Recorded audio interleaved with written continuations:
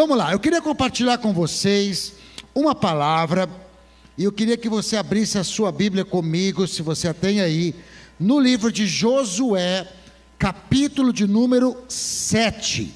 Josué, capítulo de número 7. Nós vamos ler do versículo de número 21 ao versículo de número 26.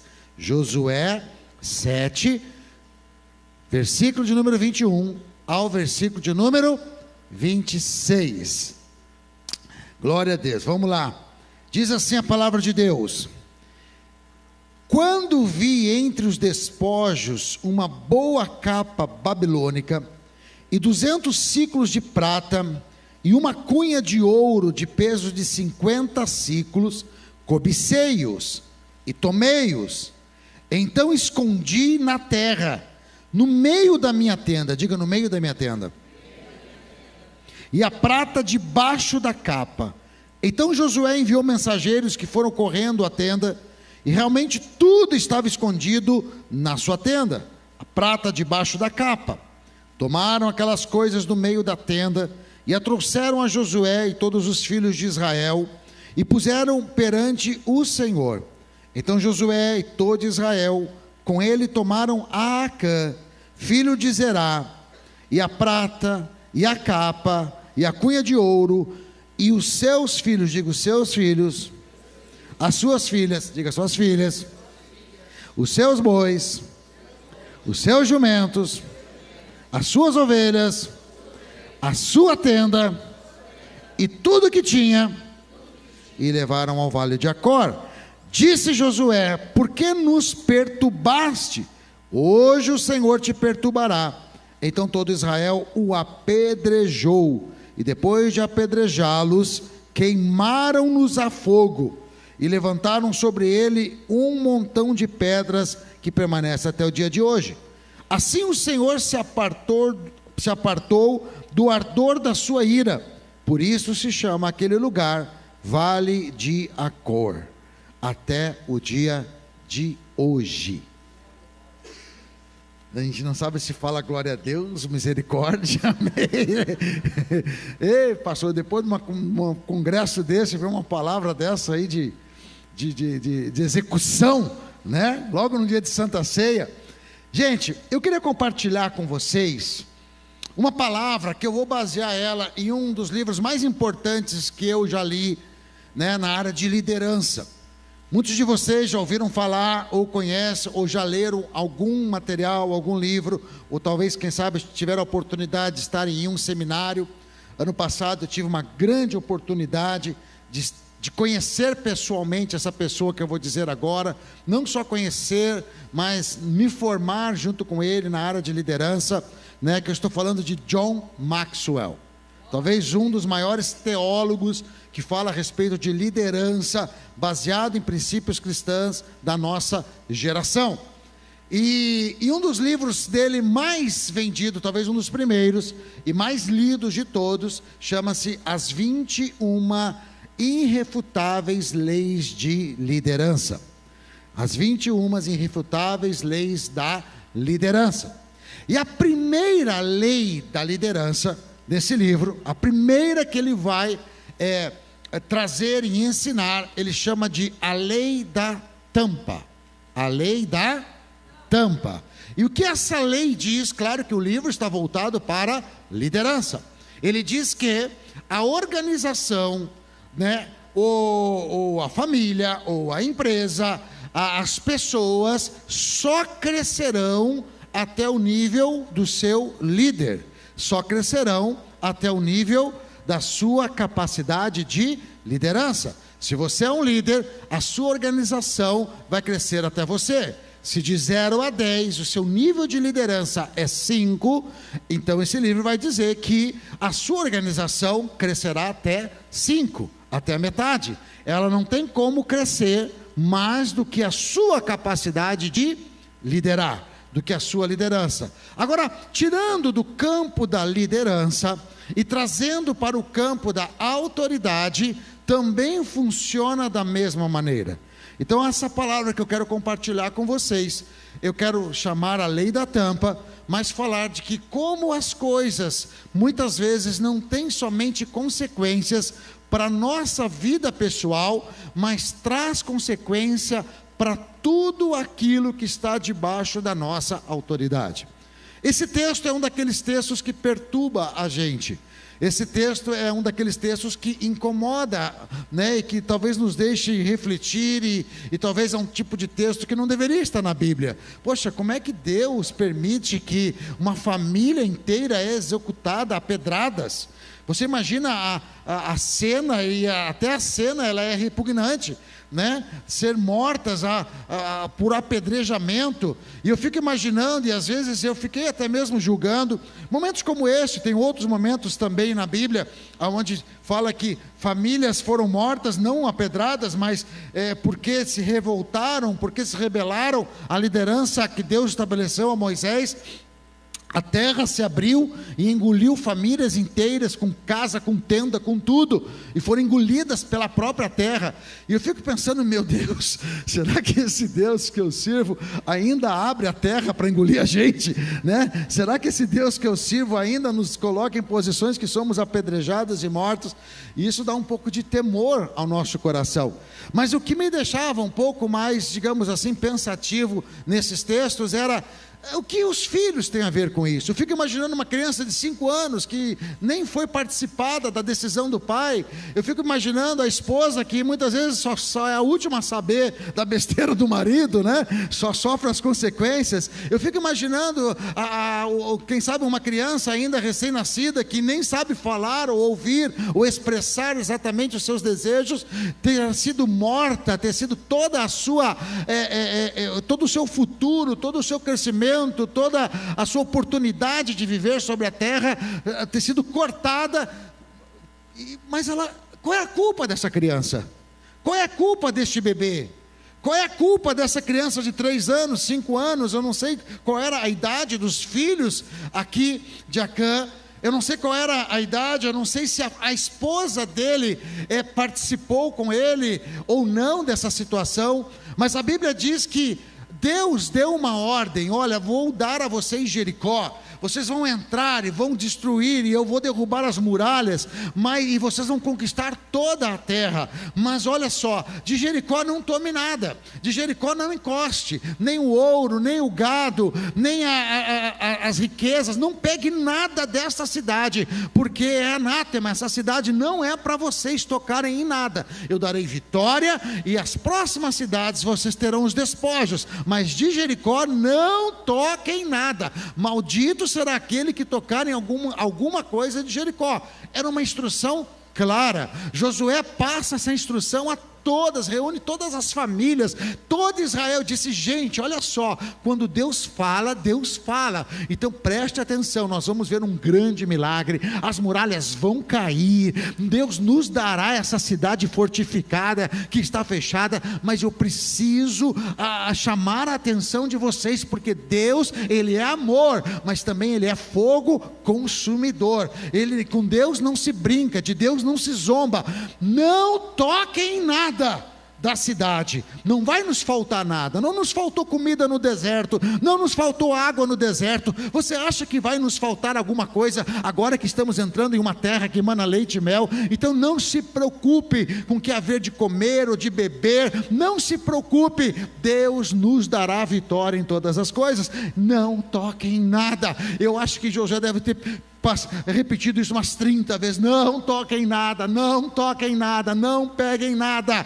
Assim é a orientação de Deus. Bom, Deus faz o milagre, as muralhas caem, 7 dias ele em volta, você sabe o que aconteceu, as muralhas ruíram, Israel entra, domina Jericó, e ali somente tiraram a Raabe, porque havia uma promessa de salvação para aquela mulher que havia recebido os espias antes. É uma outra história, depois você lê na Bíblia.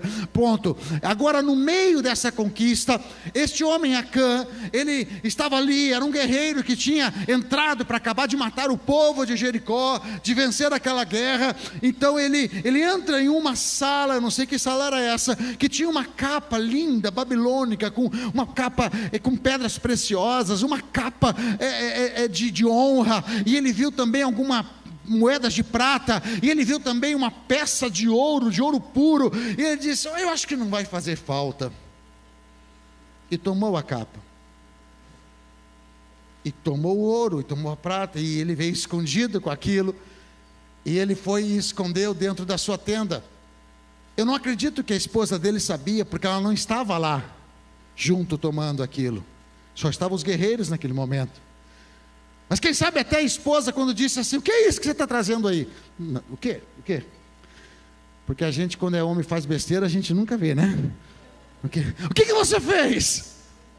Não fiz nada. Você fez negócio com aquela pessoa? Não, imagina. Você fez sociedade com aquele outro? Não, até faz tempo que eu não falo com ele. Bebeu de novo? Não.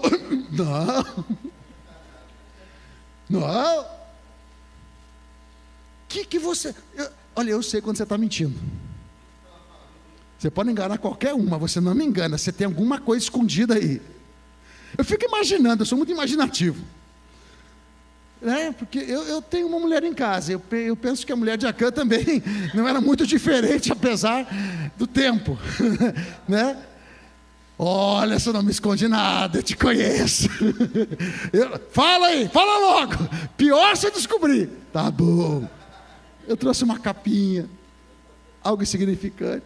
Essa aqui, ó, essa pecinha de ouro para os nossos filhos, o futuro deles.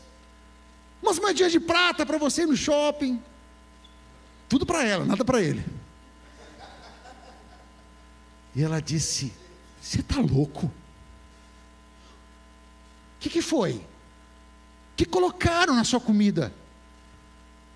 Você não aprende mesmo. Você está maluco? Mas é para você comprar uma roupa. Para de falar besteira. Josué falou trocentas vezes que Deus disse: não toque em nada. Não toque em nada. Você está maluco? Mas é para os nossos filhos. Ei! Que mundo você vive? Mulher, eu sei o que eu estou fazendo.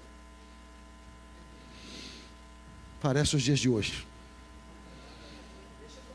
Deixa comigo. Vai dar certo. Não se mete nisso não. Você não entende. É coisa de homem. Eu sei o que eu estou fazendo. Eu já... mais ou menos falei para Josué que ia fazer, já está tudo ajeitado. Depois eu falo com Josué. Você não está doido? Não. Devolve isso. Não. Devolve não. Eu vou guardar lá no meio das minhas coisas. E escondeu. E não adiantou a mulher brigar. Pastor, tudo isso está na Bíblia? De jeito nenhum. Eu que estou inventando. Mas eu fico imaginando que não devia ser muito diferente, né? Porque passa as épocas e casamento é a mesma coisa. O homem continua sendo cabeção, a mulher continua tentando colocar um pouco. Escondeu. E quem sabe ele possa ter conseguido convencer ela. Também. Então as crianças morreram, que não tinham nada a ver. O burro morreu. Quando eu lembro do burro, não é o burro igual o burro do Shrek, que é um burro chato, falador, que dá palpite em tudo. O burro é burro mesmo. Mas também morreu. Também foi apedrejado. Tudo que ele tinha, tudo foi destruído. E aquilo que não morreu com pedrada foi queimado, diz a palavra. E o que isso tem a ver conosco hoje? A lei da tampa diz que a capacidade do líder vai definir a altura do que uma organização, uma igreja, uma família vai alcançar. Ninguém cresce mais do que o líder. Ninguém cresce mais do que você, como pai, como homem. Você é o cabeça, o sacerdote da sua casa. E às vezes nós temos uma ilusão de que as nossas decisões, você como pai, você como mãe, de que as suas decisões, muitas vezes tomadas no ímpeto das emoções, não vão causar dano nenhum para as nossas vidas, e se causar, será só para as nossas vidas, só nós seremos atingidos. Mas não é assim no mundo espiritual. Toda a nossa casa é atingida. E eu fico olhando pessoas que tomam decisões porque ficaram chateadas, porque ficaram aborrecidas, e na flor das emoções mudam, se desconectam, fazem negócios que não deveriam fazer, fazem associações que não deveriam fazer, adquirem coisas que não deveriam adquirir, vendem coisas que não deveriam vender, se alianciam com pessoas que não deveriam se aliançar, saem de lugares que não deveriam sair. Eu vou aproveitar que meu pastor não está aqui, eu achei que ele vinha, essa parte eu tinha tirado do texto, mas já que ele não veio, pastor Maico, vou repor essa parte. Não é fácil ser discípulo ou estar abaixo de uma liderança forte.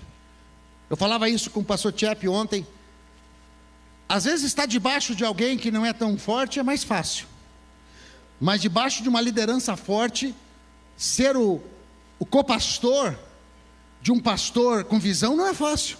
Ah, pastor, mas eu gostaria, mas não é fácil. Eu também gostaria, mas não é fácil, porque eles são loucos. Não, eu estou te falando, eles são loucos. Não, é sério mesmo, eu não estou falando que são pessoas ruins, são loucos. A gente não entende ele às vezes. Davi entra no meio do arraial onde Saul estava acampado para matá-lo. E ele pega alguns dos discípulos e diz: vamos lá. E ele entra no meio do arraial, está todo mundo dormindo, e Saul queria matá-lo, perseguindo ele igual um bicho no meio do mato. E ele consegue entrar no meio do arraial, ele entra na tenda onde está Saul dormindo. E aí, os discípulos ficam empolgados, ficam maravilhados, dizem: meu Deus, Deus está com Davi mesmo, nós conseguimos só nós aqui, passar no meio do exército, passar no meio da guarda real, estamos dentro da tenda do inimigo de Saul, que quer matar o nosso rei. Olha só, eu estou louco para cravar uma lança que vai atravessar até do outro lado da cama, eu vou matar esse cara, tomara que Davi peça para mim matar, mas eu acho que essa honra tem que ser Davi mesmo que tem que matar. E de repente eles ficam esperando a instrução, chega a babar de vontade de fazer. E aí Davi disse: e aí Davi, vamos fazer o quê? Pegue a jarra d'água.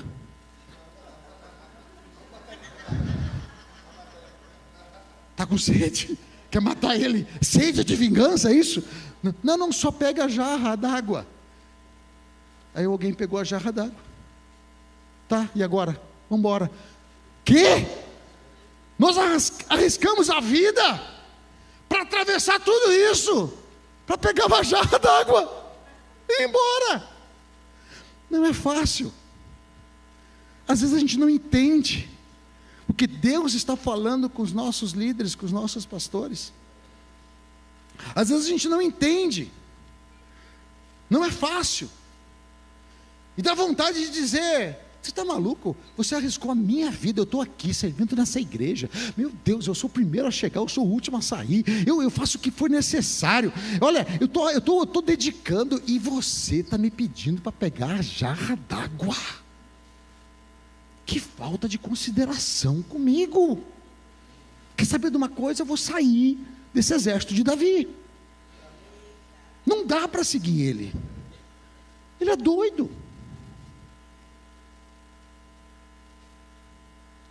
Não é fácil ser discípulo de alguém que ouve a Deus, porque eles são meio doidos. Às vezes a gente não entende. E eu compartilhava com o pastor Tchepe, eu disse, teve um dia, já falei isso aqui na igreja, isso me marcou tanto e eu vou levar para o resto da minha vida. O pastor Maico me chamou, e às vezes ele compartilhava algumas coisas comigo, até para ter um feedback e tal, e reunimos depois os pastores, e ele falava, e eu lembro exatamente, eu lembro exatamente o que aconteceu no sentido de, que ele me chamou e disse de um projeto que ele queria fazer. Vamos fazer isso, vamos investir assim, vamos fazer desse jeito. Era um projeto evangelístico, era um projeto caro, era um projeto bacana, muito bacana até. Mas assim, ele disse, qual é a sua opinião? Eu disse, Michael, eu acho que, sei lá, a minha opinião verdadeira, eu acho que não é a hora para isso. Eu acho que não vão gastar muito. Acho que vão colocar em risco, não sei. Eu acho, está pedindo a minha opinião. E eu estou sendo sincero, porque eu quero o melhor. Eu não estava falando isso, mas eu estou pensando, eu estou sendo sincero. Eu acho que não seria uma boa hora. Quem conhece o pastor Mike sabe, ele não fala nada, ele só ouve, né? Ele fica te olhando assim com aquela cara assim de... Tipo, não fala nem que sim nem que não. Quem conhece sabe. Vamos para a reunião, está lá, os pastores, acho que o pastor René estava, vários pastores da igreja estavam, aquelas reuniões que a gente faz naquelas mesas grandes assim, né? Aí está lá o pastor Mike, vamos fazer isso, vamos fazer aquilo, e vamos fazer um projeto assim, assim, assim. Eu falei, já vi que a minha opinião, tudo bem, ele é o pastor, né? Vamos fazer o projeto assim, assim, assim, e vai ser desse jeito, desse jeito, desse jeito. E quem vai estar à frente desse projeto é o pastor José.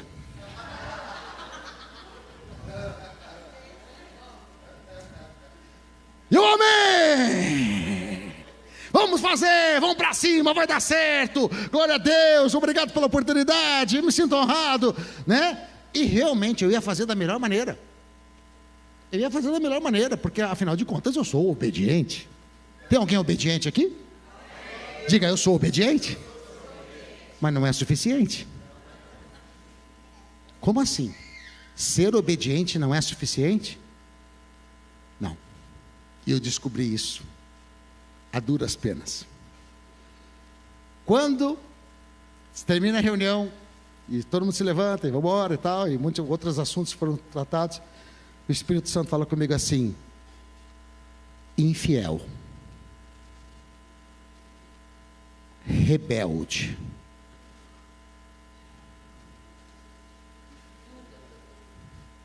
está falando comigo? Rebelde e infiel. Eu disse, Deus, o senhor está maluco? Eu vou fazer, eu só dei a minha opinião, ele me pediu a opinião, eu ia mentir? Não ia mentir. Eu falei, ok, ele é o pastor, ele achou que é o melhor, ele colocou para mim fazer, até achei aquilo ali uma coisa assim, meio para me cutucar, mas tudo bem, mas glória a Deus, eu vou fazer o melhor, você viu lá, e eu não, de forma nenhuma, vou fazer com que isso não aconteça. E aí Deus disse assim, mas infiel e rebelde, o senhor não pode me chamar. Eu falei, fiel e rebelde. Então, por quê? Se você não buscar ver o que ele está vendo e crer da maneira que ele está crendo, você não tem autoridade para estar à frente desse projeto. Então, antes de executar qualquer coisa, eu tinha um trabalho a fazer. Deus abre os meus olhos e me mostra o que o Senhor mostrou para ele. Deixa borbulhar dentro de mim a fé como está borbulhando dentro dele. Porque muitas vezes, gente, nós fazemos as coisas na igreja porque não queremos ser rotulados de rebelde. Não, eu não sou rebelde, mas não está crendo, mas não está entendendo. E aí é onde entra a semente do diabo. Está vendo? Porque aí se não dá certo, bem que eu disse, mas eu fiz o meu melhor. Talvez naquela volta, gente, jarra d'água, eu acho que ele comeu alguma coisa estragada. Mas aqueles valentes, eu creio que começaram a entender e buscar o que ele está vendo. Ele está vendo que ele não vai lançar a mão contra o ungido do Senhor, que Deus o colocou nas mãos, mas ele disse, não tocarei no ungido do Senhor. Então, gente, Estar, muitas vezes abaixo, nem sei porque eu comecei a falar isso, saí do texto totalmente, mas amém, vamos voltar aqui, Jesus sempre nos resgata. Eu estou falando sobre autoridade, sobre estar debaixo de liderança, sobre entender que muitas vezes as nossas atitudes vão gerar consequências. Agora eu vou, já que eu comecei a abrir meu coração e contar meus pecados e meus podres, eu vou acabar de falar tudo. Não é fácil. Esses homens são loucos. São loucos, eu já descobri que são loucos. Mas a Bíblia diz que eles são loucos mesmo, porque a Bíblia diz que o poder de Deus é loucura para os homens. E houve um tempo que, vou ter que confessar isso na frente do pastor René, que eu comecei a dizer assim, meu Deus, será que o pastor Marco não está meio doido? Ele está com os negócios assim, e a gente voltava, e às vezes eu compartilhava com a minha esposa, que é a irmã dele, e olha que para mim às vezes é mais difícil, porque eu era sócio dele, sou cunhado dele, gente, falar mal de cunhado é a coisa mais gostosa do mundo. Tem alguém que fica falando bem de cunhado, é muito difícil. Então eu falava assim, claro, não falava para ninguém, mas, não sei, eu acho que ele não deveria fazer desse jeito, eu acho que ele deveria fazer do outro jeito, eu acho que, sei lá, está faltando oração nisso aqui, eu acho que poderia fazer aqui, tinha que ser um pouquinho mais avivado lá, tinha que ser... E a gente começou a compartilhar, assim, algumas ideias inovadoras que eu e ela tinha, na nossa casa, na nossa humilde residência. E daqui a pouco a gente acostumou com isso e nunca falamos nada para ninguém, mas nós tínhamos as nossas próprias ideias e nós dizíamos, Senhor, olha só, e até fazemos orações, Deus revela a Ele o tamanho da revelação que o Senhor tem nos dado, mostra para Ele o quão errado Ele está e o quão certo nós estamos. E as coisas começaram a ficar difíceis na nossa casa. O chuveiro queimou, a porta do guarda-roupa caiu. Ilustrando, as coisas começaram a ficar apertadas, as coisas começaram a ficar difíceis, dificuldade financeira, a gente começou a ter alguns apertos, começou a ter algumas situações, enfermidades, isso e aquilo, e nós, não, vamos embora, oração, guerra, jejum, a gente sabe como resolver, e as que eu jejuava e não resolvia, eu orava e não resolvia, e as coisas foram ficando difíceis, ia lá e pedia até oração para o pastor Mike, ele orava, botava a mão na nossa cabeça, mas também nada acontecia, e aí, um dia, glória a Deus pela minha esposa, que a mulher sábia edifica o lar, e a tola o destrói. E um dia ela orando ao Senhor, ela disse, amor, isso está acontecendo, porque nós estamos achando que estamos somente trocando ideias, mas nós estamos murmurando contra a nossa autoridade. Eu sei que somos bem intencionados, queríamos o melhor, achamos que poderia, no lugar de amarelo, ser verde, no lugar de azul, ser roxo, mas nós, na verdade, estamos murmurando, não falamos para ninguém, mas entre nós estamos murmurando, e o nosso coração está se contaminando vagarosamente. E ela lê um versículo, e ela diz assim, o rebelde habitará no deserto. Eu disse, Senhor, nós estamos lá dentro do deserto, e nós nos arrependemos, e fizemos um pacto, de não abrirmos mais os nossos lábios, nem entre nós no íntimo, para não deixar alimentar, não deixar dar semente para o diabo. Nos arrependemos diante do Senhor, fizemos uma oferta de remissão por aquilo. Gente, nós estávamos lascados, tiramos que de onde não tinha para fazer aquela oferta. Falei, não, a gente tem que fazer uma oferta aqui, de remissão. E Deus mudou a nossa sorte. Os nossos filhos estavam sofrendo, as nossas finanças estavam sofrendo, o nosso ministério estava sofrendo. E houve um momento que o próprio pastor Maio começou a se levantar contra nós. Ele nem sabe disso, porque ele nem percebeu. E de repente eu sentia que estava de escanteio, de repente eu sentia que as coisas não aconteciam, de repente eu sentia que as coisas estavam difíceis, de repente eu comecei, antes disso acontecer, eu sentia que, e daqui a um pouco eu tinha todos os argumentos para dizer, olha, nós vamos mudar, vamos para outro lugar, vamos começar um outro trabalho, E vinha muitas vezes na minha cabeça, estou abrindo aqui meu coração. Claro, eu nunca vou abrir uma igreja para rachar embaixada, eu nunca vou começar um outro trabalho, mas se um dia acontecer de eu sair, nós vamos lá para o Nordeste, vamos lá para Fortaleza, vamos lá para outro lugar para não ter problema, para não trazer problema. E aí começamos assim, isso foi nesse período que as coisas começaram, porque o diabo é assim, primeiro vem uma crítica, depois uma insatisfação, da insatisfação começa uma rejeição, da rejeição a gente começa a ver já, né, como é que diz, cabelo na, como é que é? Fala, você quer cabelo na cabeça de alguém, não sei lá, né? Sei lá, tem uns ditados aí, cabelo em ovo, a gente começa a ver as coisas, e começa a vir já projetos, isso aí, tal, acho que, aí a primeira coisa que tem, né, assim, sempre Deus fala, meu tempo acabou, não sei, vocês nunca ouviram isso, mas, assim, tem sempre um espírito, né, que diz, o seu tempo aqui acabou, e aí a gente fala, Deus falou comigo, ó, pastor, Deus falou comigo, meu tempo acabou. E a gente estava quase falando isso, quando Deus, de novo usa minha esposa. Por que sempre Deus tem que usar ela? E ela, amor, eu falei, lá vem.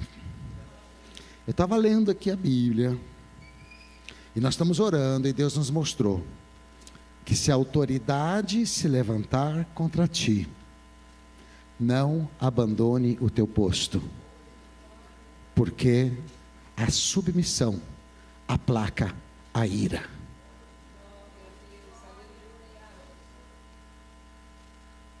Eu disse, nem sair eu posso. Eu não estou autorizado a sair. Muitas vezes Deus levanta a autoridade contra nós. Ontem o pastor Marco pregou sobre Elias e Eliseu, né? Se você vê a gentileza de Elias para Eliseu, eu já tinha saído da igreja de Elias há muito tempo.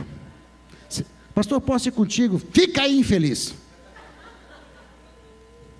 Pastor, o senhor vai orar? Posso ir lá orar no monte? Fica aí, infeliz. Ele, tão certo como tu vives, eu vou contigo. Ele era enxotado, maltratado. Pastor Elias ia ter uma igreja de ninguém. Eliseu se submetia, e por se submeter, unção dobrada sobre ele. Eu não estou dizendo para ficar debaixo de pastor em pecado, é outra coisa, mas tem hora que os pastores vão ser duros com você, até mesmo injustos. Eu não estou falando para ficar debaixo da autoridade de pessoas que estão em pecado, na prática do pecado, no adultério, não, você não precisa ficar. Mas se o teu pastor tem uma vida reta e santidade, mesmo que ele for duro contra você, e até mesmo você se sentir injustiçado, não abandone o teu posto. É Deus tratando em alguma área da sua vida. Esse aqui tomou a decisão errada, tomou o caminho errado, e ele pensou, se alguma coisa acontecer, quem sabe eu vou só perder o meu cargo no exército de Israel, se alguma coisa acontecer, se eu for pego eu devolvo, se alguma coisa acontecer, Deus é um Deus perdoador, conheço Josué desde que ele era pequenininho, ele vai me entender, ele sabe que foi uma fraqueza minha, mas o problema não era mais com Josué. Josué não podia fazer mais nada por Acã, podia até ser primo, podia até ser amigo, de jogar, descer lomba com carrinho de rolimã quando eram pequenos, podia até ter jogado futebol junto, lá na praça, eles podiam ter conhecido. O problema não era mais com Josué, o problema era com Deus. E Deus disse, olha, Josué, não se mexe nesse negócio, olha, vai lá, pega, dentro lá, ele botou dentro da casa dele, na intimidade dele tem algo lá, na intimidade que ele está escondendo, e por causa disto, toda a nação está sendo envergonhada, por causa disso, todos estão perecendo. Então, vai e arranca este mal, bota eles naquele lugar, e os apedreja. O Acã, ele é meu amigo, mas eu vou obedecer. Não é só o Acã, é a mulher do Acã. Poxa, mas a mulher dele, poxa, gente boa demais, vai morrer também. E quem mais? Os dois, eu acho que eles estavam meio confabulados mesmo. Tudo bem, Deus. Não, os filhos, o menino tem 5 anos, vai morrer também. Puxa vida, vai morrer também. E os bois, vai morrer também. E o burro não, o burro vai morrer também.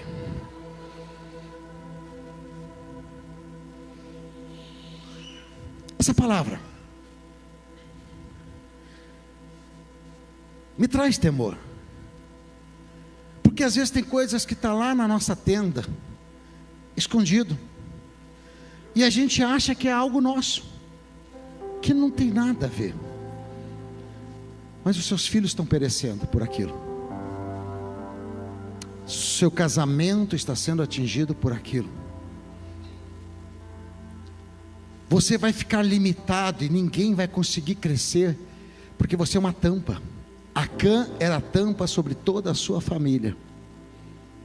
Talvez tinha filhos ali que tinha chamado ministerial, que Deus ia usar poderosamente, mas Deus não pôde usar, porque Acã foi uma tampa sobre a sua família. Talvez a sua esposa cozinhava bem demais, trazia até bolos para Josué. Josué perdeu os bolos, porque Acã foi uma tampa para a sua família. Sabe por que eu preciso crescer? Sabe por que eu preciso estar melhor amanhã do que eu sou hoje?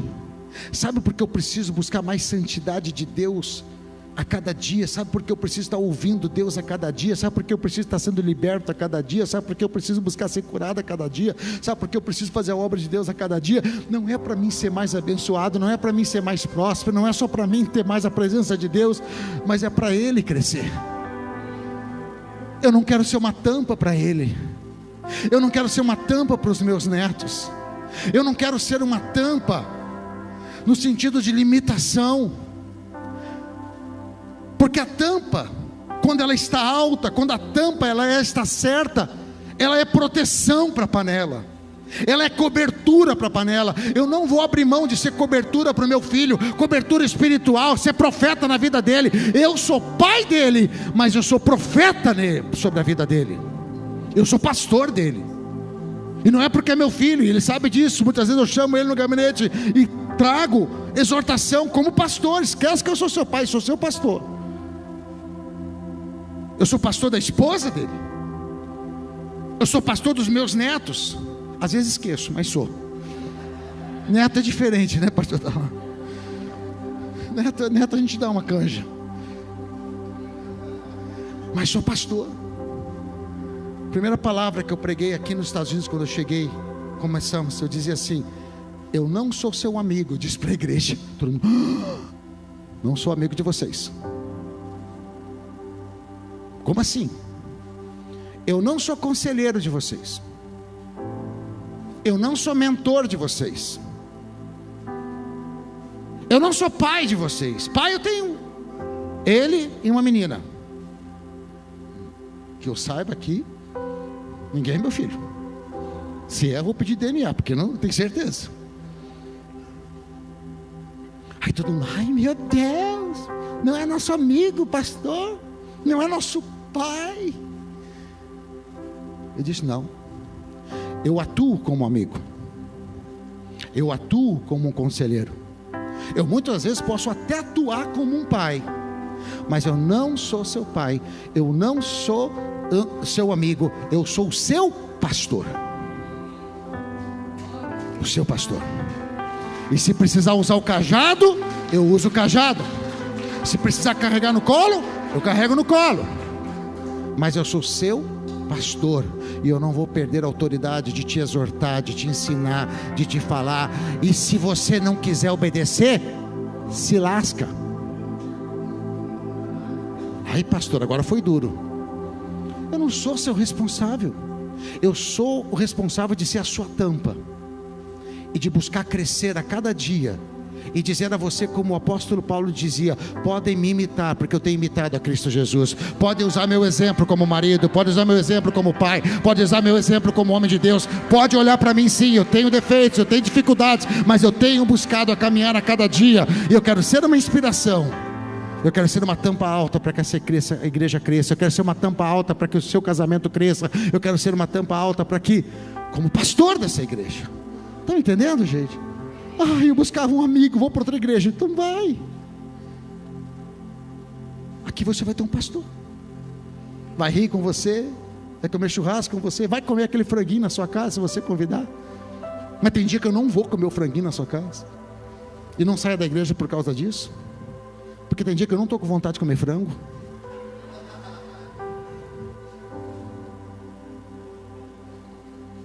Tem dia que eu estou precisando de aconselhamento, não dá aconselhamento. Tem dia que eu estou precisando chorar e não de ouvir o seu choro. Mas não é por causa das minhas fraquezas que eu não vou deixar de ser o seu pastor. Porque as minhas fraquezas, eu buscarei que elas sejam humanas, mas eu estou ligado no Senhor.